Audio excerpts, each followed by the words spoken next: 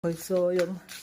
Di ba nung nakaraang linggo o araw na putulan ako ng cable ng aking motor para sa ESA.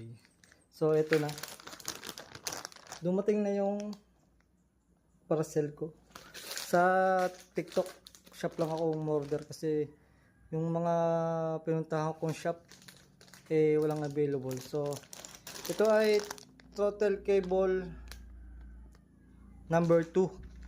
So sa mga maghahanap, ito.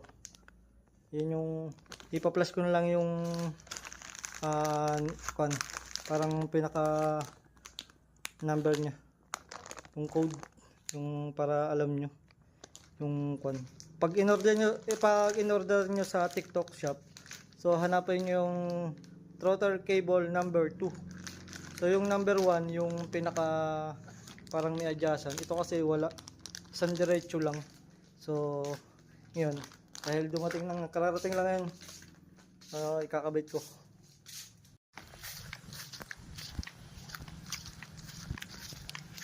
Ngayon kasi isa lang yung ginagamit ko na throttle cable.